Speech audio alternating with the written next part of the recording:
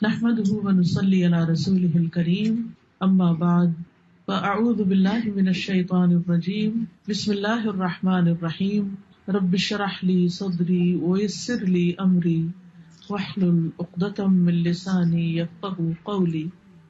آج کی میری گفتگو کا موضوع ہے ایمان کی حرارت۔ الحمدللہ ہم سب مسلمان ہیں، ہم سب ایمان رکھتے ہیں، مسلمانوں کے گھر میں پیدا ہوئے ہیں، قرآن پڑھتے ہیں، نماز پڑھتے ہیں، ہم سب اپنے آپ کو اچھا مسلمان سمجھتے ہیں، نیک سمجھتے ہیں، چاہے زبان سے کہیں بھی کہ نہیں ہم تو نیک نہیں، لیکن اپنے آپ کو اچھا ہی سمجھتے ہیں۔ لیکن ہمیں دیکھنا یہ ہے کہ اللہ سبحانہ تعالیٰ قرآن مجید میں جب یا ایھا الذین آمنوا کہہ کے ہمیں پکارتا ہے تو ہمارے دل پہ کیسا لگتا ہے؟ کیا دل کے اندر ایک جوش و خروش آ جاتا ہے؟ کیا محبت آتی؟ کیا ہمارے دل میں خوف آتا ہے؟ یا کچھ بھی نہیں آتا، بس ترجمہ کر کے آگے گزر جاتے ہیں یا ایھا الذین آمنوا۔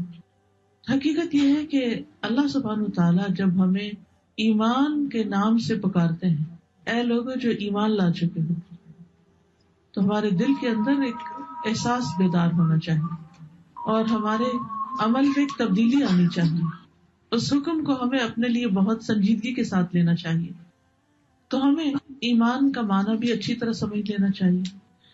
ایمان کا لغوی معنی ہوتا ہے تصدیق اور اقرار کرنا، یعنی کسی چیز کو سچا ماننا اور اس کو بول کے بھی کہنا، یعنی صرف دل میں ہی سچا نہیں ماننا بلکہ عمل میں بھی اس کی تصدیق کرنا۔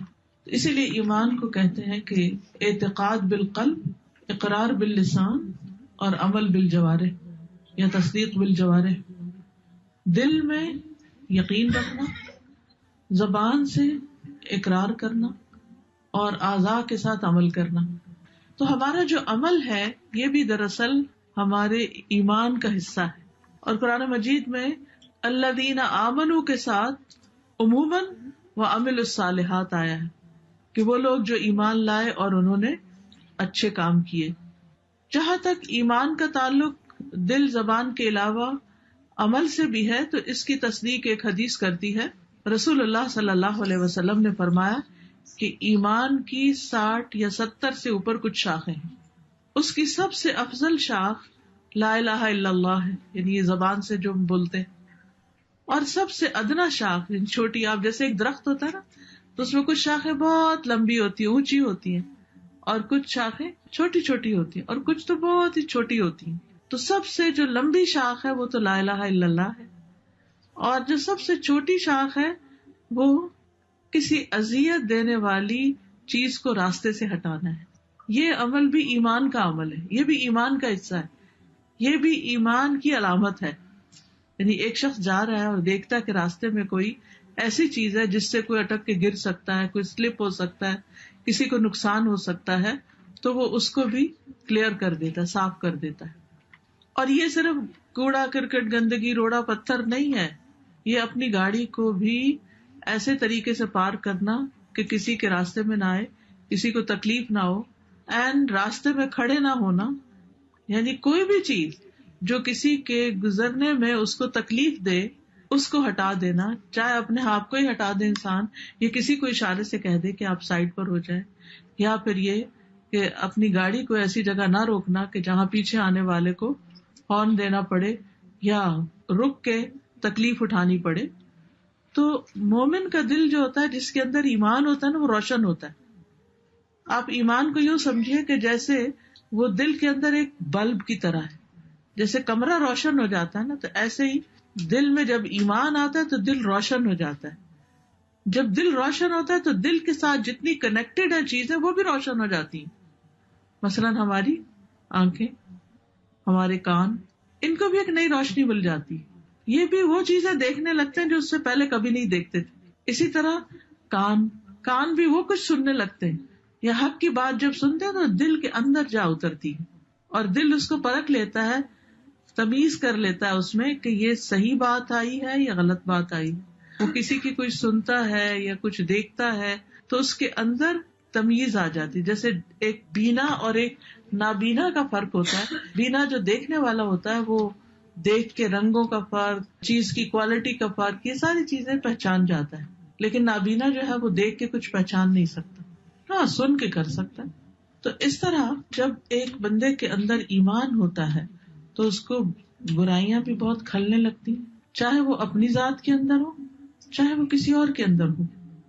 وہ پھر چین سے نہیں بیٹھ سکتا، وہ آرام اور سکون کی نیند سے نہیں سو سکتا کہ لوگ اللہ کی نافرمانیوں کے کام کر رہے ہوں اور وہ آرام سے اپنی زندگی میں مشغول ہو یا دنیا کو انجوائے کر رہا ہو. کیونکہ مومن کے لیے تو انجوائمنٹ کی جگہ اور مومن کے لیے تو آرام کی جگہ جنت ہی ہے. جیسے ایک حدیث قدسی میں آتا ہے نا کہ میں نے سکون کو جنت میں رکھ دیا، لوگ اسے دنیا میں تلاش کرتے ہیں، بھلا وہ کیسے پائیں گے، کہاں سے ملے گا، ہے ہی نہیں. وقتی طور پر اگر تھوڑا سا کوئی چین آرام آتا بھی ہے تو آپ نے دیکھا ہوگا کہ پریشانیاں دن بدن اتنی بڑھ جاتی ہیں کہ انسان کی خوابیں بھی پریشان ہو جاتی ہیں. یعنی اول تو نیند نہیں آتی، جن لوگوں کو نیند آ جاتی ہے ویسے خوفناک اور گھبرا دینے والے خواب دیکھتے رہتے ہیں کہ نیند بھی ڈسٹرب رہتی ہے، گویا سوئے ہی نہ ہو. اور جو خواب آ جاتا ہے پھر وہ دن کو بار بار یاد آتا رہتا ہے اور اس کی جو تعبیر ہے وہ سمجھ نہیں آتی، تو وہ ایک پریشانی انسان کے اندر لاحق رہتی. لیکن جب انسان کے اندر ایمان آ جاتا ہے تو وہ ہر چیز کو جو اس کی زندگی میں اچھی ہوتی ہے یا بری ہوتی ہے وہ ایک اور نظر سے دیکھتا ہے. وہ اچھی چیزوں کو اللہ کی نعمت سمجھتا ہے اور اس پر شکر ادا کرنے کی فکر کرنے لگتا ہے کہ میں نے اس کا حق ادا نہیں کیا. اور جب کوئی تکلیف دہ چیز آتی ہے تو اس پر صبر کرتا ہے اور اللہ سے اجر کی امید رکھتے ہوئے اسے ایکسپٹ کر لیتا ہے. تو زندگی فرق ہو گئی نا. تو وہ تکلیف دینے والی چیز جو کسی اور کو نظر نہیں آ رہی ایک مومن کو نظر آ جاتی. اور فرمایا اور حیا بھی ایمان کی ایک شاخ ہے کہ جب کسی کے اندر واقعی ایمان آتا ہے تو اس کے اندر شرم و حیا آ جاتی، جو اس کے لباس میں، جو اس کے گفتگو کے انداز میں، جو اس کے معاملے میں ٹپکتی.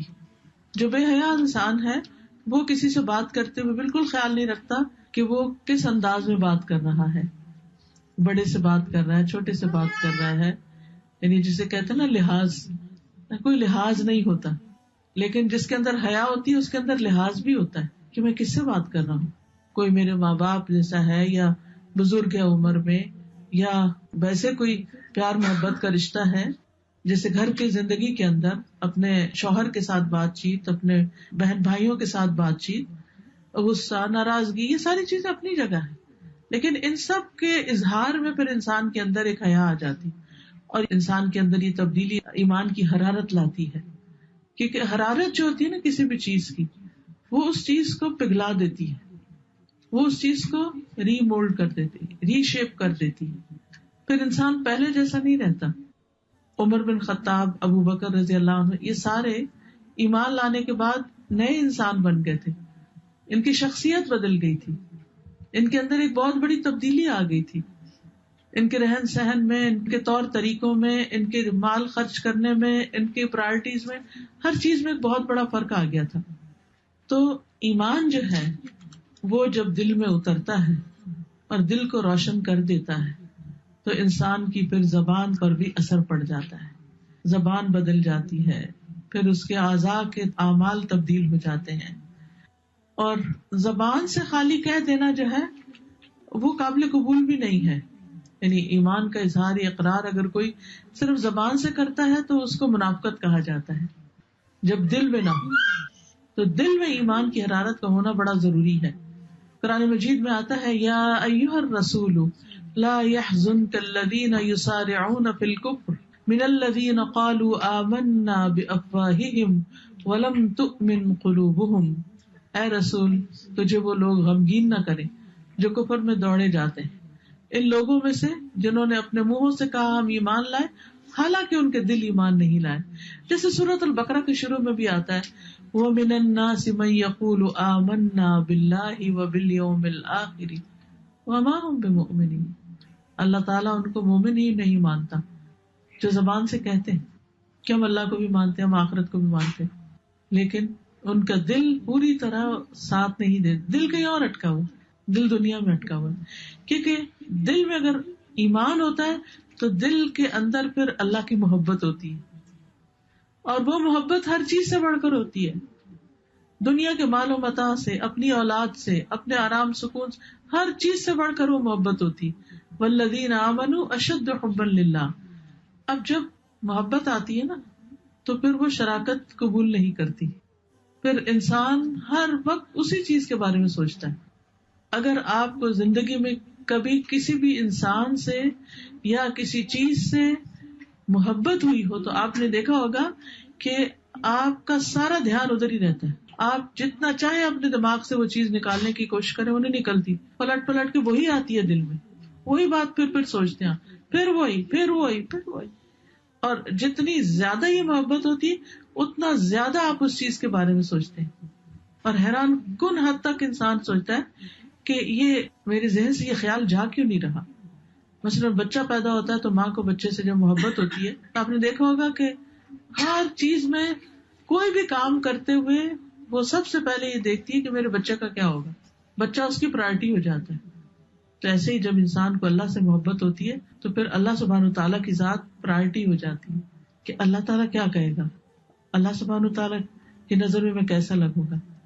آج ہی میں نماز کی کلاس لے رہی تھی تو اس میں یہی بات ہو رہی تھی کہ نماز کی شرائط ہے، کچھ 9 شرائط ہیں، اگر ان میں سے ایک شرط بھی پوری نہ ہو تو نماز نہیں ہوتی.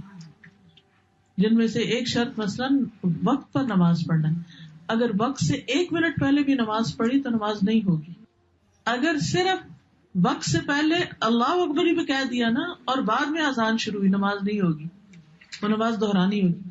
کبھی ایسا ہوتا ہے نا کہ انسان سمجھتا ہے جیسے شاید اذان ہو رہی ہے اور نماز شروع کر دیتا ہے، اور تھوڑی دیر میں پتہ چلتا ہے کہ بیچ میں ہی اذان شروع ہو جاتی ہے تو انسان کہتا ہے چلو شکر ہے اذان تو شروع ہو گئی. نہیں ہے، نماز نہیں ہوگی اگر آپ نے اللہ اکبر نماز کے باہر کہا، کیونکہ نماز جو ہے وہ قولی اور فعلی عبادت ہے.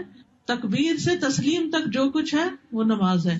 تو تکبیر تحریمہ جو ہے یہ نماز کا حصہ ہے، اور اگر یہ نماز میں شامل نہیں تو نماز نہیں.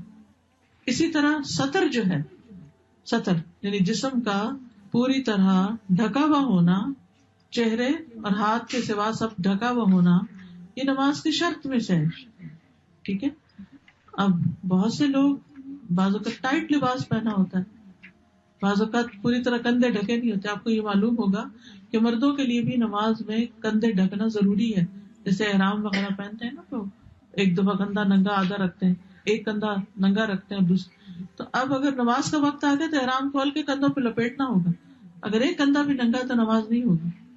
اسی طرح نیت نماز کی شرائط میں سے، اسی طرح طہارت نماز کی شرائط میں سے، کپڑے، جسم، لباس اور جگہ کا پاک ہونا نماز کی شرائط میں سے. اگر وہ جگہ کو ناپاک ہے تو نماز نہیں ہوگی. تو اب سطر کی جہاں تک بات ہوئی تو بعض اوقات ہم بہت ٹائٹ کپڑے پہن لیتے ہیں اور اسی میں نماز شروع کر دیتے ہیں، حالانکہ جب رکوع پہ جاتے ہیں تو سارے پچھلا حصہ نظر آ رہا ہوتا ہے، یا پھر سجدے میں جاتے ہیں یا کپڑے باریک ہوتے ہیں. تو جس شخص کی پرائرٹی اللہ کی رضا ہوگی وہ گھر سے نکلنے سے پہلے یہ سوچے گا کہ نماز کا وقت تو نہیں آئے گا، اس کا دھیان ادھر ہی لگا رہا ہے، نماز کا وقت تو نہیں آئے گا، نماز کا وقت آئے گا تو میرا لباس کیا نماز کے لیے فٹ ہے یا نہیں. ہم سب اپنے آپ سے پوچھیں کہ جب گھر سے نکلتے ہیں تو ہم کس کی پسند کا لباس پہنتے ہیں؟ لوگوں کی پسند کا، اللہ کی پسند کا نہیں. چاہے نماز آ رہی ہو بیچ میں پھر بھی فکر نہیں کرتے کہ نماز کیسے پڑھیں گے، پھر باریک دوپٹے سے بھی پڑھ لیتے ہیں، بال ننگے ہو رہے ہو تب بھی پڑھ لیتے ہیں، حالانکہ بال ننگے ہو رہے نماز نہیں ہوتی، بازو ننگے ہو رہے نماز پڑھنے، ٹخنے ننگے ہو رہے نماز پڑھنے. ایکسرسائز ہے بس، نماز قبول نہیں ہوتی، حساب ہوگا. یہ ایسے ہی جیسے نماز پڑھی نا، کتنے ہی لوگ ہیں جن کی نمازیں ان کے منہ پہ واپس مار دی جاتی ہیں، قبول نہیں ہوتی کیونکہ شرائط پوری نہیں کی. تو ایک تو بہت ضروری ہے کہ انسان سیکھے، باقاعدہ اس کو سیکھے. یعنی نماز فرض ہے نا، تو نماز پڑھنے کا طریقہ سیکھنا بھی فرض ہے. یہ اس علم میں سے ہے جو فرائض میں سے ہے. کہتے ہیں نا ہر مسلمان پر علم حاصل کرنا فرض ہے، طلب العلم فریضۃ علی کل مسلم. تو کون سا علم ہے؟ وہ یہ علم ہے کہ جس سے ہم اپنے فرائض کو ادا کر سکیں، تو اس کا جاننا بہت ضروری ہے. تو بہرحال ہم بعض اوقات جانتے نہیں اور بعض اوقات جانتے بھی ہوتے ہیں تو غفلت سے کام لیتے ہیں. قرآن مجید میں آتا ہے فویل للمصلین الذین هم عن صلاتهم ساہون. ہلاکت ہے ان نمازیوں کے لیے، نمازیوں کے لیے ہلاکت کون جو اپنی نمازوں سے غافل ہے. غافل کون ہے؟ یا تو وقت کے بارے میں یعنی دیر کر کے پڑھی. امام ابن القیم کہتے ہیں کہ جو منافق ہوتا ہے نا اس کی نماز دکھاوے کی نماز ہوتی ہے, اس کی نماز جلدی کی نماز ہوتی ہے, اس کی نماز میں اللہ کو یاد نہیں وہ کرتا. تو یہ جو منافق والی نماز ہوتی ہے نا یہ ساہون ہوتی. ساہون کا مطلب ہوتا ہے صحب, یعنی کہ غفلت کی کیفیت, یعنی نماز کی شرائط سے متعلق غفلت. اب جب ہم نے لباس اللہ کی مرضی کا نہیں پہنا, لوگوں کی مرضی کا پہنا, تو کس کو راضی کیا؟ اللہ کو نہیں. لیکن جس کے دل میں ایمان کی حرارت ہوگی, اس کے دل میں بلب روشن ہے, اس کو نظر آ رہا ہے, اس کو اپنی چوائس میں نظر آ رہی ہے, اس کو فکر ہو رہی ہے کہ یہ لباس تو نماز کے لیے ٹھیک نہیں. اب جیسے آپ دیکھیے کہ اب بہت رواج ہو گیا نا پاجامہ پہننے کا, تو اب جب پاجامہ پہنتے ہیں تو عموماً پاجامہ ٹخنوں سے اوپر ہوتا ہے. ٹخنے اگر عورت کے ننگے ہیں تو نماز نہیں ہوگی, اگر مرد کے ڈھکے ہوئے تو نماز نہیں ہوگی, وائس ورسا. ہم سب کو سوچنا یہ چاہیے کہ ہم کس کے لیے جی رہے ہیں.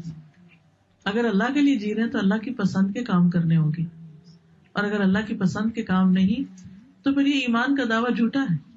اگر ہم کہتے ہیں ہم نے اللہ کو رب مان لیا اور اسی سے ہم ڈرتے ہیں, کیونکہ اللہ پر ایمان کا مطلب ہی کیا ہے؟ اللہ کی ذات پر ایمان, اللہ کی صفات پر ایمان, اس کے ناموں پر ایمان, اس کے الہ ہونے پر ایمان, اس کے رب ہونے پر ایمان, اس کی الوہیت اور اس کی ربوبیت پر ایمان. تو جب اللہ کو معبود مان ہی لیا کہ وہی ہمارا معبود ہے, تو پھر سارے کام اسی کے پسند کے کرنے ہوں گے. اور اگر نہیں تو پھر آپ دیکھیں کہ بندوں کی پسند آ جائے گی بیچ میں. پھر آپ دیکھیے کہ بات ہو رہی تھی نا, جب ایمان دل میں ہوتا ہے تو پھر اللہ کی محبت ہر چیز سے بڑھ کر ہوتی ہے, اللہ کا خوف ہر چیز سے بڑھ کر ہوتا ہے, اللہ کی ذات پہ توکل ہوتا ہے کہ کوئی مجھے نقصان نہیں دے سکتا, کوئی میرا کیا بگاڑے گا.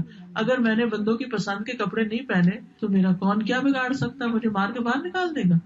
اگر کسی بھی شادی پہ ہم جا رہے ہیں اور ایسا لباس پہن کے چل پڑتے ہیں جو سی تھرو بھی ہے, گلا بھی ننگا ہو رہا ہے, بازو بھی یا تو سلیو لیس ہے یا ہاف بازو پہنے ہوئے ہیں, یا ٹانگیں ننگی ہو رہی ہیں, یا اسکن ٹائٹ ہم نے پاجامہ پہنا ہوا ہے, اسکن ٹائٹ کپڑے پہنے ہوئے ہیں, تو تھوڑی دیر کے لیے تو بندے خوش ہو جائیں گے. لیکن یہ ہم نہیں سوچتے کہ اللہ کیا سوچ رہا ہے. ہاں, اگر یہ سب کچھ ڈھک کے ہم کسی شادی میں گئے تو کیا شادی والے یہ کہیں کہ آپ باہر چلے جائیں کیونکہ آپ ہماری پسند کے کپڑے پہن کے نہیں آئے؟ ہاں, اگر اللہ کی پسند کے نہیں پہنے تو اللہ تعالیٰ قبول نہیں کرے گا.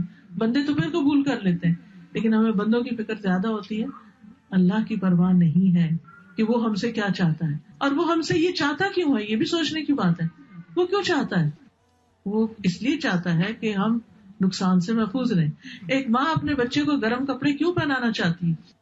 بچہ اپنے جسم کو ایکسپوز کرنا چاہتا ہے, اور ماں اس کو ڈھانک رہی ہے. کیوں ڈھانک رہی ہے؟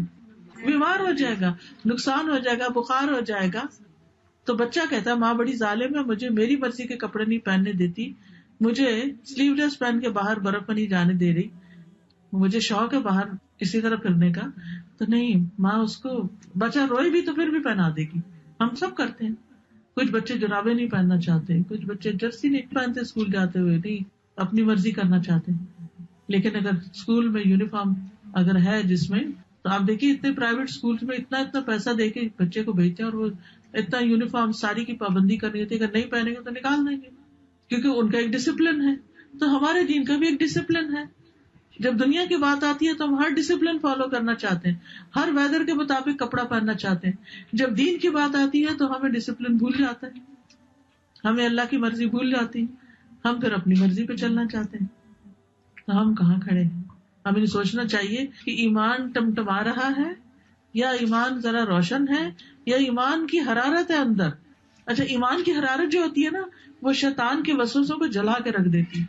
شیطان نہ تیر پھینکتا رہتا ہے ہماری طرف, چاہے ہم نماز میں ہوں چاہے ہم نماز کے علاوہ ہوں, تو وہ کیا کرتا ہے؟ خیالات پھینکتا ہے ہمارے اندر, خیالات ڈالتا ہے. جس دل کے اندر ایمان کی حرارت ہوتی ہے وہاں اس کا تیر جا کے جل جاتا ہے, وہ اس سے آگے نہیں جاتا, نہ اس کی زبان پہ آتا ہے نہ اس کے عمل میں آتا ہے. اور جہاں ایمان کی حرارت نہیں ہوتی وہاں وہ گرو کرنے لگتا ہے, بڑا ہونے لگتا ہے, نقصان دینے لگتا ہے, آکاش بیل کی طرح. تو اعضاء سے ایمان کا اظہار جو ہے وہ نماز کے ذریعے ہوتا ہے. اسی لیے قرآن مجید میں اللہ سبحانہ تعالیٰ نماز کو ایمان کہتے ہیں. سورۃ البقرہ میں آتا ہے وما کان اللہ لیضیع ایمانکم، اللہ ایسا نہیں کہ تمہارے ایمان ضائع کر دے، یعنی تمہاری وہ نمازیں جو تم نے بیت المقدس کی طرف منہ کر کے ادا کی تھی وہ اللہ نے قبول کر لی، وہ ضائع نہیں کی. کیونکہ جب قبلہ تبدیل ہوا تو لوگوں کو فکر ہوئی کہ جو لوگ اس سے پہلے ہی فوت ہو گئے، قبلہ ابھی پراپر فالو نہیں کیا تھا، تو ان کا کیا ہوگا، ان کی تو نمازیں گئی. کیونکہ آپ یاد رکھیے یہ بھی ایک مسئلہ کہ قبلے کو فالو کرنا نماز کی شرائط میں سے ہے. اگر قبلے کی طرف منہ نہیں کیا تو نماز نہیں ہوتی. ایکسیپشنل کیسز میں صرف بیمار اور اس کے علاوہ مسافر یا کوئی ایسی جگہ جہاں آپ کو پتہ ہی نہ چلے کہ قبلہ کدھر. اول تو ہر ایک کے پاس اسمارٹ فونز ہیں ماشاءاللہ، اور ان فونز کے اندر اپلیکیشن موجود ہیں، اور ان اپلیکیشنز میں نہ صرف یہ کہ زمین پہ بلکہ جہاز میں نماز پڑھنے کے اوقات تک پتہ چل جاتے ہیں. ابھی مجھے کسی نے لنک بھیجا جس میں جہاز میں نماز کے اوقات، آج مجھ سے کسی نے سوال کیا تھا کہ نماز کے اوقات جہاز میں کیسے پتہ کریں. تو اس ایپ میں اگر آپ ڈالیں تو آپ کو بتائے گا اس وقت آپ کہاں ہیں اور اس وقت ظہر یا عصر کس چیز کا وقت ہے. کیونکہ نماز تو ہر جگہ ہر حال میں پڑھنی ہے، جب تک جان میں جان ہے، عقل باقی ہے، معاف نہیں ہے. تو اگر کسی نے غفلت یا کوتاہی کی وجہ سے قبلے کا رخ نہیں دیکھا، اس کو فالو نہیں کیا اور بعد میں اس کو پتا چلا تو اس کو نماز دہرانی ہوگی، وہ نماز نہیں ہوگی کیونکہ قبلے کی طرف نہیں تھا. اور بعض لوگ صرف اندازے سے ہی پڑھتے رہتے ہیں. بعض اوقات یہاں تک، کیونکہ میں بہت سفر کرتی رہتی ہوں، مختلف جگہوں پہ جاتی رہتی ہوں، یہاں تک میرے ساتھ ہوا کہ میں کسی کے گھر میں گئی، میں نے ان سے کہا قبلہ کس طرف، انہوں نے کہا اس طرف. تو میں پھر بھی نا تھوڑا تسلی سے چیک کرتی، اور وہاں جب میں نے چیک کیا تو قبلہ فرق تھا. تو اس سے پھر میں جہاں جاتی ہوں میری کوشش ہوتی ہے کہ میں چیک کر لوں تاکہ ایسا نہ ہو کہ نماز ہی نہ ہو. تو اگر تو وقت کے اندر ہی پتہ چل گیا تو نماز دوبارہ پڑھنی ہوگی. اسی طرح اگر کسی نے بھول چوک کے غلط پڑھ لیا، کئی دفعہ ایسا ہوتا ہے نا کہ آپ کسی نئی جگہ کسی کے گھر جاتے ہیں تو وہ آپ کو جانماز بچھا دیتے ہیں اور وہ ہلکا ہلکا اندھیرا تو اسے پتہ نہیں چلا، وہ جس رخ کو ہم فالو کرتے ہیں آگے محراب سے بنی ہوتی ہے وہ دوسری طرف ڈال کے چلا گیا اور آپ نے الٹی سائڈ نماز پڑھ لی. پھر وہ کہتا او ہو سوری یہ تو جانماز غلط تھی، اب میں صحیح کرتا ہوں.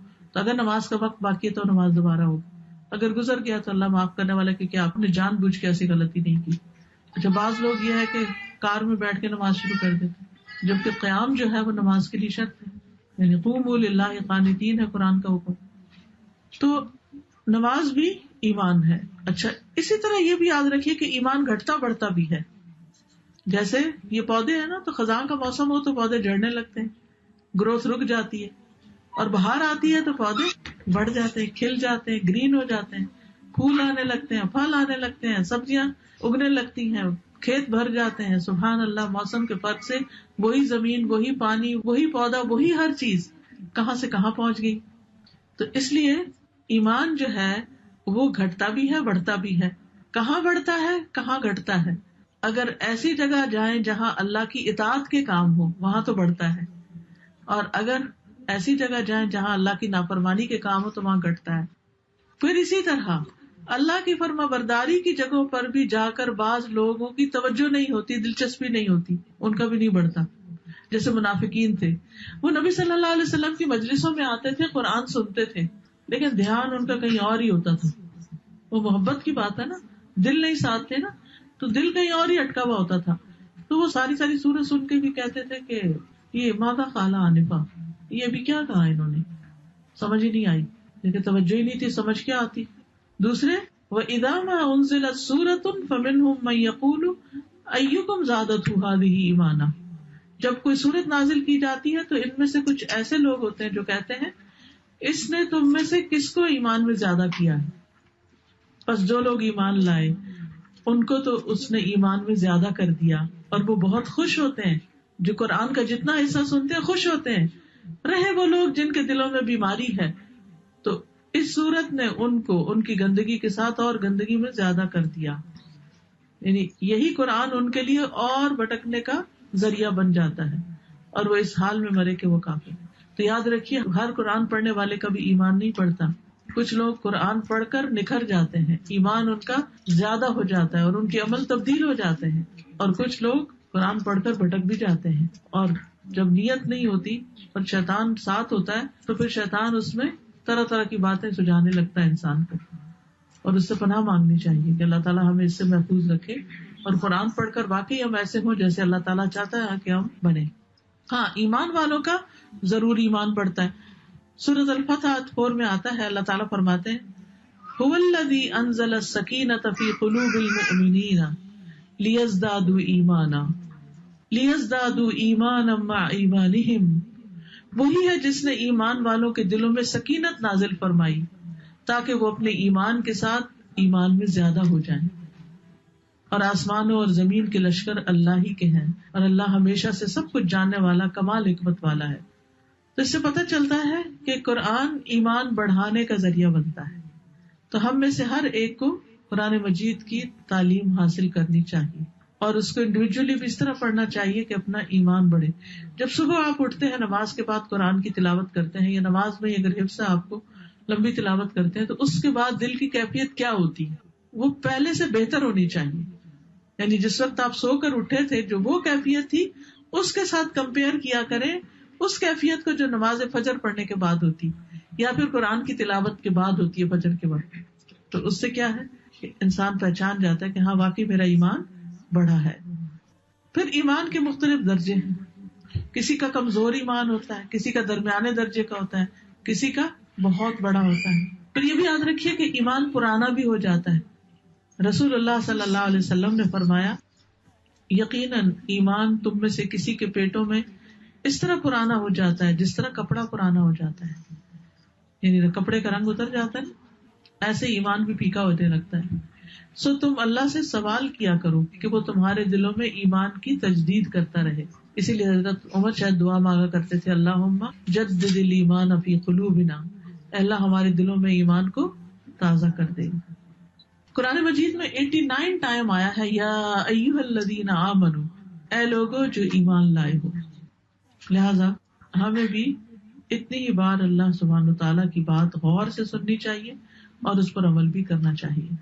تو اب یہ ہے کہ ایمان کی جو حیثیت ہے ہمارے دین میں, اس کے بارے میں حدیث میں آتا ہے کہ افضل عمل اللہ پر ایمان ہے اور پھر اللہ کے راستے میں جہاد کرنا. لیکن اللہ سبحانہ وتعالیٰ ایمان اس کو عطا کرتا ہے جس کو اللہ پسند کرتا ہے. سبحان اللہ. حدیث میں آتا ہے یقیناً اللہ نے تمہارے درمیان اخلاق کو اسی طرح تقسیم کیا جیسے تمہارا رزق. کچھ لوگ بہت با اخلاق ہوتے ہیں, بہت اسمائلنگ, کیئرنگ, ہر ایک سے اچھی طرح پیش آنے والے, اپنا ہو غیر ہو, جاننے والا ہو انجان ہو, سب کے لیے اچھے ہیں. اور کچھ لوگ اپنوں کے ساتھ بھی بنا کے نہیں رکھتے, اپنوں کو بھی دشمن بنا لیتے ہیں. کچھ دشمنوں کو دوست بنا لیتے ہیں اور کچھ دوستوں کو دشمن بنا لیتے ہیں. تو یہ اخلاق کے فرق کی وجہ سے ہوتا ہے. اخلاق سے ہی دلوں میں وسعت آتی ہے, گھروں میں وسعت آتی ہے, دوستوں میں وسعت آتی ہے, اور اخلاق کے نہ ہونے سے یہ چیزیں کم ہو جاتی ہیں. فرمایا جس طرح تمہارا رزق تقسیم کیا اسی طرح اخلاق بھی, اور اللہ جسے پسند کرتا ہے اسے بھی دنیا دیتا ہے اور جسے ناپسند کرتا ہے اسے بھی دیتا ہے, لیکن ایمان صرف اس کو دیتا ہے جس کو وہ پسند کرتا ہے.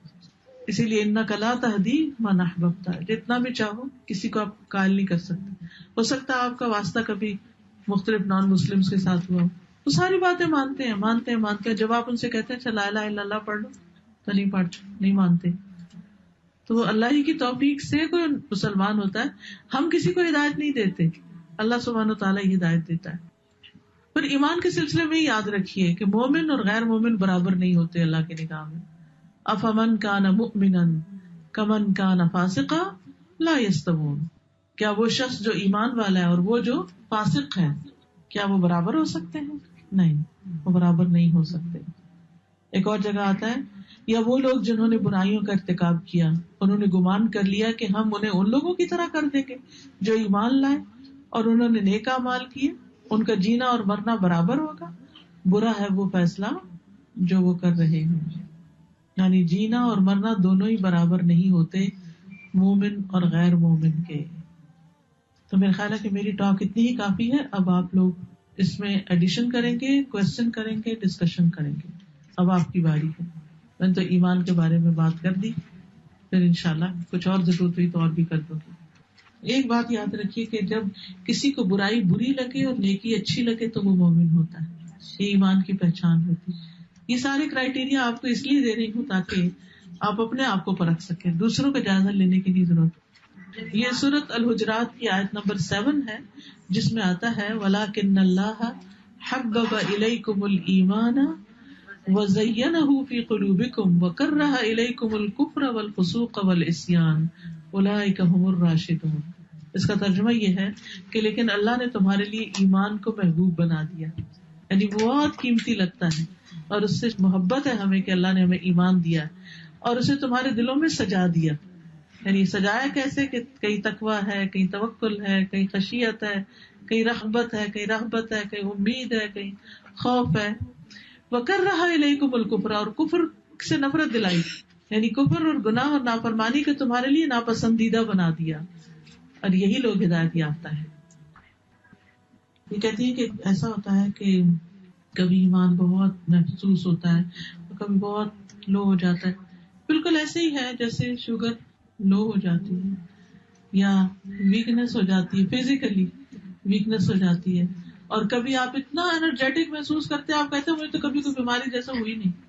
ہوتا نا, جب انرجیٹک محسوس کرتے ہیں اپنے آپ کو تو کیا کرتے ہیں, آپ زیادہ کام کرتے ہیں, دماغ بھی چلنے لگتا ہے, یہ بھی کر لیں وہ بھی, نئے آئیڈیاز, اوپر کا نیچے, نیچے سے اوپر. میرے جیسے تو فرنیچر ہلانے لگتے ہیں کہ گھر کی سیٹنگ ذرا تبدیل کر لیں تھوڑی سی, اور تھوڑی فریش لک آئے, کوئی اور چیز. تو اسی طرح جب ایمان زیادہ ہوتا ہے تو پھر کیا چیز آتی ہے عمل میں زیادہ, نماز اچھی ہونے لگتی, نماز میں خوب دل لگتا ہے, مزہ آ جاتا ہے.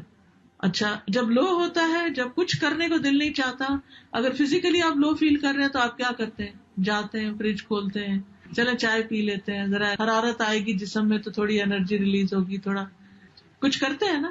کیا آپ سو جاتے ہیں, جا کے سو نہیں سکتے کیونکہ کام کرنا ہے نا, اب سونے کا تو ٹائم ہی نہیں ہے, کچھ کرنا ہے تو پھر کچھ کھا لیتے ہیں تاکہ طاقت آ جائے. اسی طرح جب آپ کا نمازوں کو دل نہ چاہے, جب آپ کا اچھے کام نہیں دل کرے کرنے کو, آپ کو پتا چل رہا ہے کہ ایمان لو ہو رہا ہے, تو جائیں کسی ایسی مجلس میں کہ جہاں پر اکٹھے بیٹھ کر کچھ لمحوں کے لیے ایمان لے آئیں.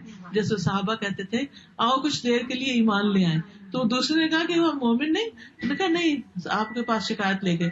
آپ نے فرمایا اصل میں یہ کہتا ہے کہ ہم مل بیٹھ کے اللہ کو یاد کریں. تو اکٹھے بیٹھ کے جب اللہ کو یاد کرتے ہیں تو اس سے ایمان بڑھتا ہے, اس سے ایمان کو ترقی نصیب ہوتی. تو اس لیے بہت ضروری ہے کہ ایسی مجلسوں میں حاضر ہوتے رہیں. کام چھوڑے, تھوڑی دیر بعد بھی ہو جائے گا, اور اللہ تعالیٰ برکت بھی ڈال دیتا ہے, ہو جاتے ہیں کام. اچھا پھر آپ دیکھیے کہ بعض اوقات گاڑی نہیں, اب دل تو بہت چاہ رہا ہے کہ جائیں, تو پلان کر لیں, رائڈ نہیں ہے پلان کر لیں, کسی دوست کو فون کر لیں, کسی کو بلا لیں, کسی سے فون پر ہی بات کریں کہ آج پتہ نہیں ایسے ایمان کمزور سا لگ رہا ہے تو کوئی, یا پھر کوئی لیکچر لگا لیں, تلاوت لگا لیں, لیکچر لگا لیں. ایک لیکچر آپ سنیں گے تو آپ دیکھیں گے کہ پھر آپ ہوا میں اڑنے لگیں گے. ٹھیک ہے. ایک اور بات یاد رکھیے کہ نیک اعمال ایمان کے ساتھ ہی قبول ہوتے ہیں, اور ان کا جو اجر ہوتا ہے نا, وہ بھی جتنے ایمان کے ساتھ کیا ہوتا ہے نا کام, کتنے شوق کے ساتھ کیا ہوتا ہے, اسی طرح اس کی جزا بھی 10 سے 700 گنا اور اس سے بھی زیادہ بڑھ جاتی. جیسے آپ نے فرمایا نا کہ ہم نماز کا بھی فریضہ ہے تو اس کا بھی علم حاصل کرنا چاہیے. تو سارا میں سوچ رہی تھی کہ ہم نے بیچاری نماز کے لیے تو کبھی اتنا ایفرٹ ہم کرتے ہی نہیں ہے. کسی نے حج پہ جانا ہو تو کتنی کتابیں ڈھونڈ کے نکالیں گے, لیکچر سنتے ہیں, کیا کیا کرتے ہیں, ہر سال دکھاتے تھے, ہر سال وہ وے کرتے ہیں کہ کچھ غلطی نہ ہو جائے اس میں. تو استاذہ نماز یہ دن میں 5 دفعہ ہے اور اس میں ہم پرواہ نہیں کرتے. اور جو نانی دادی سے امی نے سیکھی, امی سے ہم نے سیکھی, بس اسی کو لے کے ہم چلتے رہتے ہیں, کوشش ہی نہیں کرتے اس کی. بالکل, بہت ہی آنکھیں کھل گئی اس بات. الحمدللہ سب کے لیے اوپن انویٹیشن ہے. ہر سیٹرڈے اور سنڈے کو 11 سے 1:15 بجے تک میری کلاس ہوتی ہے نماز کے اوپر.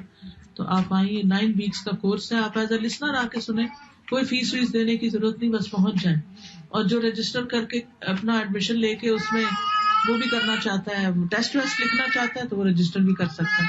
بہرحال ایمان بڑھانے کے لیے اچھی اچھی کتابوں کا ہونا اور اوتھینٹک ذکر کرنا بھی ضروری ہوتا ہے. آج یہ میرے خیال آپ لوگوں کے لیے کچھ اسٹال بھی لائے ہوئے ہیں, تو اس میں کچھ کارڈز آپ کو دکھاتی ہوں. جیسے کوئی بیمار ہے, گھر میں کوئی بیمار ہے, آپ کا ایمان تو اچھا ہے مگر کوئی دوسرا جو ہے نا وہ سلو ہو رہا ہے, کچھ بچہ ہے چھوٹا, آپ کا بیٹا ہے, کوئی ہسبینڈ ہے, کوئی بھی آپ کے گھر میں رہتے ہیں, آپ یہ کارڈ اٹھائیں اور یہ دعا جو ہے نا, اسأل اللہ العظیم رب العرش العظیم ان یشفیہ, آپ اس کے جسم پہ ہاتھ پھیرتے جائیں اور یہ دعا پڑھتے رہیں. اس کے بارے میں حدیث میں آتا ہے کہ اگر کسی کی موت نہیں لکھی نا تو اس بیماری سے شفا یاب ہو جائے گا انشاءاللہ. اتنا فائدہ ہے. اسی طرح جب کوئی بیمار ہو تو اسے کہیں لا باس طہور انشاءاللہ. کسی کو وزٹ کرنے جائیں, کسی سکھ کو ہاسپٹل میں جائیں, انگلش ٹرانسلیشن کے ساتھ ہے, بیماروں کو بانٹ کے بھی آ سکتے ہیں. اسی طرح اگر کسی کی شادی ہے تو ہم عام طور پہ شادی میں کہتے ہیں بہت اچھی لگ رہی ہے, واہ میک اپ بہت اچھا فلاں. نہیں, اس وقت برکت کی دعا دیں تاکہ اس کو نظر نہ لگے کہ اب ہمارا دن بدن شادیوں کے موقع پر کپڑے اور میک اپ اور سجاوٹ پہ اتنا زور ہو گیا ہے کہ دیکھتے ہی نظریں لگ جاتی ہیں اور بعد میں وہ آپس میں کھٹ پٹ اور خوشیاں ہی ختم. تو اس میں ایسی دعا دیں سب کو برکت کی کہ جس سے ان کے گھر آباد رہے. اور یہ بھی بارک اللہ لک و بارک علیکما و جمع بینکما فی خیر. اب یہ دعائیں ہمیں چونکہ زبانی یاد نہیں رہتی تو اس لیے لکھ دی گئی, تھوڑی خوبصورت بنا دیا گیا تاکہ اچھا لگے. اور پھر ہم اتنے مہنگے ہال مارک کے وہ لے آتے ہیں اور گریٹنگ کارڈز, اور وہ ایک دفعہ پڑھ کے پھینک دیتے ہیں اور اتنا تکلیف ہوتی ہے کہ کیا کچھ پیسہ بھی لگا اور اتنی ایفرٹ بھی اور ہم کچھ. لیکن اگر اس طرح کے کارڈ ہوں گے تو بعد میں پڑھتے رہیں گے, کیونکہ میاں بیوی کو یہ دعا پڑھتے رہنا چاہیے, ہر عمر میں پڑھ لینی چاہیے. ربنا هب لنا من ازواجنا وذرياتنا قرة اعين واجعلنا للمتقين اماما. اسی طرح اللہم الف بین قلوبنا واصلح ذات شاننا. اے اللہ ہمارے دلوں میں محبت ڈال دے. دیکھیں بات انسان کی نہیں ہوتی, بات اپنے دل کی ہوتی ہے کہ ہماری فیلنگ کیا ہے کسی کے لیے. جس کے لیے ہماری فیلنگ اچھی ہوتی ہے نا وہ کیسا بھی ہو ہمیں اچھا لگتا ہے, اور جس کے لیے ہماری فیلنگ نہیں نا اچھی, وہ سونے کا بھی بنا وہ تو ہمیں نہیں پسند. تو جب ہم یہ دعا کرتے ہیں نا تو یہ دراصل کیا ہے کہ اللہ ہمارے دلوں میں محبت ڈال دے. جب محبت ڈال دے نا کہ اللہ, تو کوئی انسان بہت اچھا لگنے لگے گا. جی ہاں, وَأَلْقَيْتُ عَلَيْكَ مَحَبَّةً مِّنِّي. عربی یاد نہیں ہے تو اس کا ٹرانسلیشن یاد ہے. دیکھیے اللہ کے الفاظ تو اللہ کے الفاظ ہیں, پڑھ سکتے ہیں جی, اپنی زبان میں بھی دعا مانگ سکتے ہیں. یاد ہم کر لیں تو وہ جی ہاں, اس لیے جب تک یاد نہیں تو دیکھ دیکھ کے پڑھتے رہیں. اس طرح کوئی بہت ہو چکا ہے تو اس کے لیے میت کی بخشش کی دعائیں ہیں. میں تو ان کو ویسے بھی اپنے والد کے لیے, اپنے جو رشتے دار ہیں ان کے لیے پڑھتی رہتی ہوں. اور معاملہ اللہ کے ساتھ ہی ہے کہ ہم بھی مریں گے تو کوئی ہمارے لیے بھی دعا کر دے, کیونکہ اس وقت انسان کو سب سے زیادہ دعاؤں کی ضرورت ہے. اسی طرح ڈپریشن ہو جاتا ہے تو اس کے دعائیں ہیں کہ انسان اللہ کی رحمت سے نا امید نہ ہو, حالات بڑی جلدی تبدیل ہو جاتے. اسی طرح پروٹیکشن کی دعائیں ہیں, ایاک نستعین. پھر یہ چھوٹا نسخہ ہے, یہ بیگ میں ہو, جیسے ٹریول کر رہے ہیں ادھر ادھر کہیں بھی ہے تو دیکھ کے صبح شام کی دعائیں اس سے پڑھی جا سکتی ہیں. پھر اسی طرح یہ پروٹیکشن کا ایک کارڈ بھی ہے. رسول اللہ صلی اللہ علیہ وسلم کے معاملات اگر ہم آپ کے طریقوں پر چلیں تو یہ ساری زندگی ایک عبادت بن جاتی ہے. پھر نیک اولاد کے لیے دعائیں, پیدا نہیں ہوئے تب بھی اور ہو چکے ہیں تب بھی. اس میں ایک دعا آتی ہے ربی حبلی, اور آپ سوچتے میرے تو اب اتنی عمر ہے کہاں سے بچہ ہوگا. نہیں, وہ اس نیت سے پڑھا کریں کہ ہمارے بچوں کے بچوں کو اللہ نیک اولادیں دے. جی, استخارہ کب, کیوں اور کیسے, یہ بھی بڑا ضروری ہے کیونکہ ہر وقت ہمارے سوال ہوتے ہیں. اور اب تو یہ ہو رہا ہے کہ ہم نے تو بھائی استخارہ کر کے دعا پڑھ کے شادی کی تھی تو کامیاب نہیں ہوئی. تو بات یہ کہ ہم نے کیا اس کی شرائط پوری کی تھی جو استخارے کی ہوتی. عام طور پہ ہم استخارہ تو پڑھ رہے ہوتے ہیں لیکن اس کی شرائط نہیں پوری کرتے. اسی طرح ہر رکاوٹ جو زندگی میں اور مشکل ہوتی ہے نا, جب ہم کسی سے کہتے ہیں یار ہماری دعا کریں, یہ کریں, تو استغفار کی برکتیں کون کون سی ہیں, اس کی کتاب ہے. اچھا, اچھی کتابیں بھی گھر میں ہونا تو ان سے بھی ایمان بڑھتا ہے. اسی طرح مختلف اذکار کا یہ کارڈ ہے. پھر یہ بھی شادی کا ایک کارڈ ہے بارک اللہ, اور وَإِيَّاكَ نَسْتَعِينُ انگلش ٹرانسلیشن کے ساتھ ہے, اور اس میں انگلش میں بھی عربی لکھی ہوئی ہے تاکہ جو لوگ نہیں پڑھ سکتے وہ بھی پڑھ لیں. پھر مسنون دعائیں ہیں. پھر تسبیحات کا کارڈ ہے. پھر الحمدللہ اللہ کا شکر ادا کرنے کا تاکہ نعمتیں قائم رہیں. پھر اسی طرح قرضے کی ادائیگی کی دعا حضرت علی کو آپ نے سکھائی تھی کہ اگر تم پر احد پہاڑ جتنا بھی قرضہ ہو تو اتر جائے گا. تو اس طرح کی یہ کچھ اچھی کتابیں اور یہ کارڈز وغیرہ ہیں. تو یہ بھی ایمان میں اضافہ کرتے ہیں. اللہ کا ذکر, قرآن کی تلاوت, اور وہ مسنون دعائیں جو نبی صلی اللہ علیہ وسلم نے پڑھی وہ بھی انسان کے ایمان میں اضافہ کرتی ہیں. لڑکوں کا آپ نے کہا ٹکنے کھلے ہونے چاہیے نماز کے لیے، اس کے بغیر نماز نہیں ہوتی، تو وہ جب اسکول میں پڑھتے ہیں ساکس وغیرہ پہنے ہوتے ہیں. ہاں، اس سے مطلب یہ ہے کہ جو لٹکا ہوا نہ ہو کپڑا، جو شرٹ پینٹ وغیرہ ہے اس کو فولڈ کر لیں اوپر کی طرف. یعنی جراب میں نماز ہو جاتی ہے لڑکوں کی. مطلب یہ ہے کہ اگر انہوں نے جیسے تہبند ہے یا لانگ ڈریس ہے یا کوئی بھی چیز پہنی ہوئی اور ٹکنے ہی نہیں ننگے اور نماز پڑھے تو وہ ٹھیک نہیں. ٹھیک ہے، یعنی قمیص لمبی نہیں ہونی چاہیے ان کی. استاذہ آپ گاڑی کی نماز کا بھی کہہ رہی تھی کہ اس میں آج کل گاڑیوں میں بھی نماز. جی ہاں، بعض لوگ گاڑیوں میں نماز پڑھنا شروع ہو جاتے ہیں. فرض نماز کے لیے نبی صلی اللہ علیہ وسلم سواری روکتے تھے.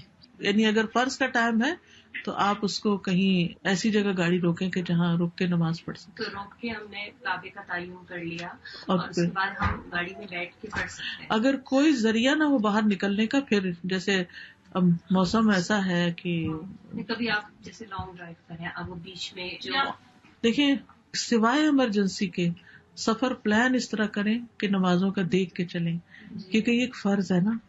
ہم یہ نہیں کر سکتے کہ باقی ساری چیزیں دیکھ لیں اور آج 15 منٹ میں نے درس کیوں لیٹ کیا. جی بالکل صرف اسی وجہ سے کہ عصر کی نماز قرآن مجید میں آتا ہے حافظوا علی الصلوات والصلاۃ الوسطی وقوموا للہ قانتین، کہ نمازوں کی حفاظت کرو، خصوصاً عصر کی نماز کی، صلاۃ الوسطی کی، اور اللہ کے سامنے قوموا کھڑے رہو، للہ اللہ کے لیے، قانتین فرمانبردار بن کے.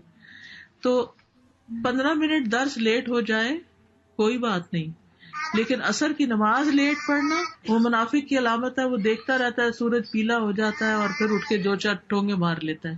دیکھیے یہ نماز جو ہے نا، یہ اللہ سے سرگوشیاں ہیں. حدیث میں آتا ہے کہ بندہ جب نماز پڑھتا ہے تو اللہ سے وسپر کر رہا ہوتا ہے.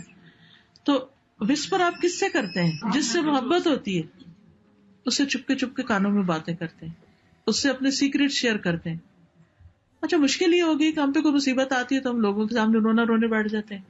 ہمیں کوئی خوشی ملتی ہے تو ہم اکڑنا شروع کر دیتے ہیں. اگر ہماری اللہ سے دوستی ہو نا تو ہم غم کی فریادیں کس کو سنائیں؟ یعقوب علیہ السلام نے کہا تھا انما اشکو بثی وحزنی الی اللہ، میں اپنے غم اور دکھ کی فریاد اللہ سے کرتا ہوں. ٹھیک ہے. نبی صلی اللہ علیہ وسلم کو خوشخبری کوئی ملتی تو آپ کیا کرتے؟ سجدہ شکر. جہاں بھی ہوتے سجدے میں گر جاتے. تو اپنی خوشیاں اور غم کس کے ساتھ آپ سب سے پہلے شیئر کرتے تھے؟ اللہ کے ساتھ. اس کا یہ مطلب نہیں کہ کسی انسان کو ہم اپنی تکلیف بتا کے کوئی علاج نہ کروائیں یا کوئی مشورہ نہ مانگیں. ہمیں ہیلپ چاہیے ہوتی ہے، وتواصوا بالحق وتواصوا بالصبر کرنا چاہیے. لیکن جب ہم لوگوں کے سامنے بہت رو بیٹھتے ہیں تو نماز یا تو پڑھتے ہی نہیں. مصیبت آتی ہے تو سب سے پہلے کیا چھوٹتی ہے؟ نماز چھوٹتی ہے، یا دیر ہوتی ہے، یا اس میں دل نہیں لگتا، یا مختصر ہو جاتی ہے، یا کیا فائدہ نمازیں پڑھنے کا، اتنی بڑی مصیبت آ گئی ہے نمازیں بھی پڑھتے رہے اور نعوذ باللہ اس طرح کی باتیں کرنے لگتے ہیں. تو یہ کسی مومن کی حالت تو نہیں ہو سکتی نا. مومن تو ایسے نہیں سوچتا. حدیث میں آتا ہے تمام انبیاء جب انہیں کوئی مشکل آتی وہ نماز کی طرف آتے. اسی طرح نبی صلی اللہ علیہ وسلم بھی جب انہیں کوئی مشکل پیش آتی نماز کی طرف جاتے. اب لوگ میرے ساتھ ہر طرح کے اپنے مسائل بیان کرتے ہیں، تو جب میں انہیں کہتی ہوں کہ نماز پڑھو اور اپنی نمازیں درست کر لو تو کہتے وہ تو پڑھی تھی، پڑھتے ہیں، تو بھائی اس سے بڑی تو کوئی چیز ہی نہیں ہے. جو انبیاء طریقہ اختیار کر رہے ہیں اس سے بڑی کون سی چیز ہے؟ وہ اس کے علاوہ کیا چاہیے مسائل کے حل کے لیے؟ اور کیا چاہیے؟ اگر نماز نے مسئلہ حل نہیں کیا تو اس کا مطلب نماز ٹھیک نہیں ہے. پھر ہماری نماز ٹھیک کرنے کی ضرورت ہے. یہ ہو نہیں سکتا کہ 5 وقت کسی گھر میں نمازیں صحیح پڑھی جا رہی ہوں اور پھر مسئلے حل نہ ہوں. جہاں مسئلہ ہے نمازوں کی فکر. دیکھیں نماز میں تو نہیں کمی بیشی ہو رہی، اور اس میں آپ دیکھیے کہ جو شخص فجر کی نماز قضا کر دیتا ہے وہ اللہ کی حفاظت سے نکل جاتا ہے. یہ عصر کی نماز کی اکثر 2 دفعہ اذان ہوتی ہے، ایک تھوڑا پہلے ہوتی ہے، ایک تھوڑا سا بعد میں. جی ہاں، اس پہ بھی بہت زیادہ کوئی بات نہیں، پہلی اذان سے آپ نماز شروع کر سکتے ہیں. اور ایک اور چیز آپ نے کتابوں کا بتایا، ابھی تھوڑا عرصہ پہلے آپ کے لیکچر آ رہے تھے شیطان کی چالوں سے کیسے. اگر آڈیو آپ نے سننے ہو نا تو میری ویب سائٹ ہے farhathashmi.com، اور ایپ بھی ہے قرآن فار آل اور قرآن ان ہینڈ.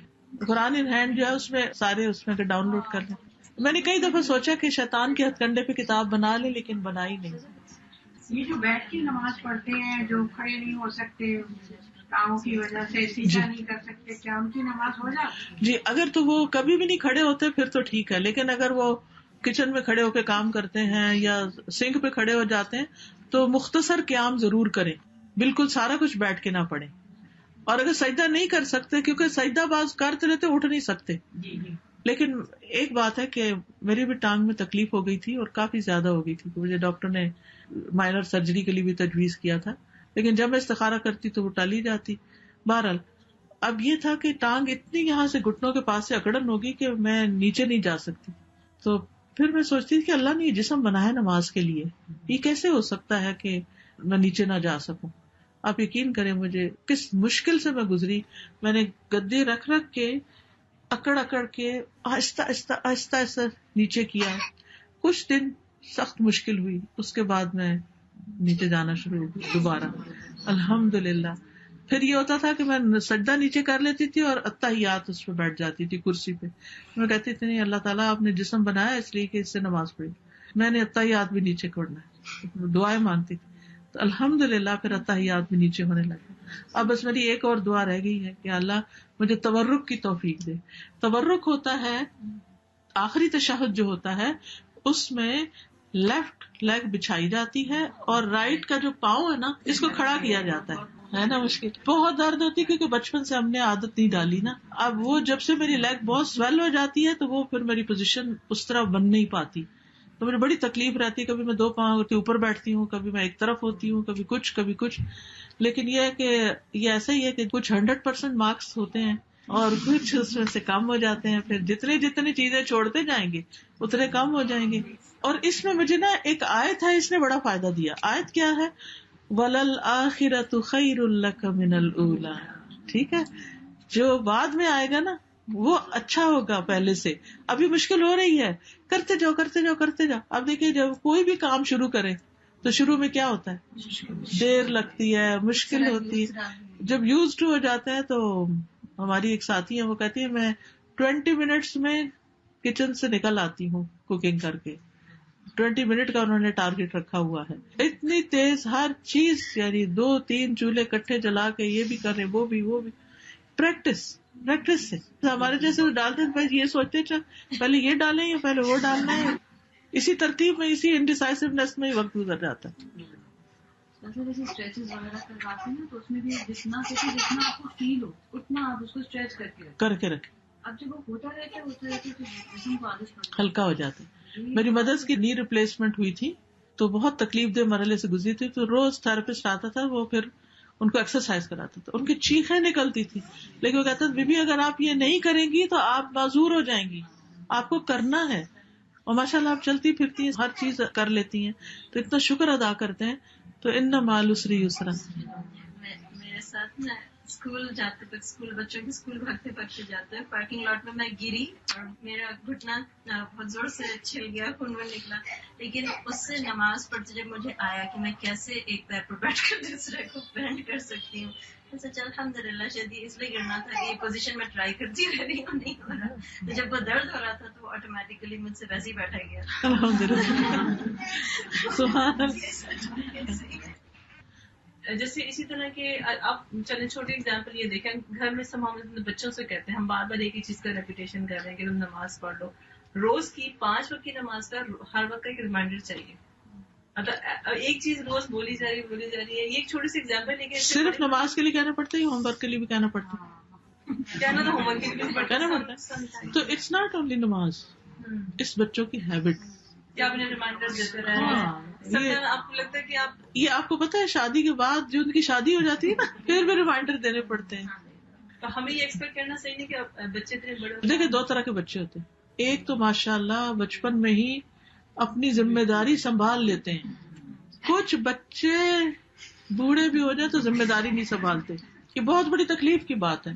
آپ نے دیکھو گا کچھ ہسبینڈز کتنے ذمہ دار ہوتے ہیں، ہر چیز کا انہوں نے خیال رکھا. میں نے اپنے والد کا ایسا دیکھا اور ہمیشہ ان کو آئیڈیلائز کرتی ہوں. ماشاء اللہ اتنی چھوٹی سی ڈائری ان کی جیب میں ہوتی تھی. ہر روز جانے سے پہلے اپنے کام پہ میری والدہ جہاں بھی ہوتی، کچن میں ہوتی، لانڈری کر رہی تھی، کچھ بھی کر رہے تھے، ان کے پاس کھڑے ہوتے، پوچھتے آج کیا کیا چاہیے. وہ ساری چیزیں لکھتے، آنے سے پہلے وہ ساری خرید کر بندوبست کر کے رکھتے واپسی پہ خود اٹھا کے گھر کے اندر داخل ہو رہے ہوتے تھے. میں نے اپنے والد کو، حالانکہ انہیں اتنی عزت تھی ان کی اپنے آس پاس سب جگہ، لیکن جھاڑو تک خرید کے اپنے ہاتھ سے گھر میں لاتے ہوئے دیکھا میں نے خود. یہ کس چیز کی علامت ہے؟ ذمہ داری کی، کہ میرے گھر والوں کو ضرورت ہے، انہیں تکلیف نہ ہو. پھر یہ کہ اچھا گھر میں مرمت کی کون کون سی چیزیں ہیں، کیا ٹوٹا ہوا ہے.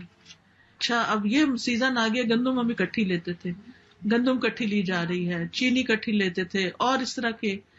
میں سوچتی ہوں، میں حیران ہوتی ہوں. میری پہلی بیٹی پیدا جب ہونے والی تھی تو میں امی کی طرف آئی ہوئی تھی اور مجھے وامٹنگ وغیرہ شروع ہو گئی.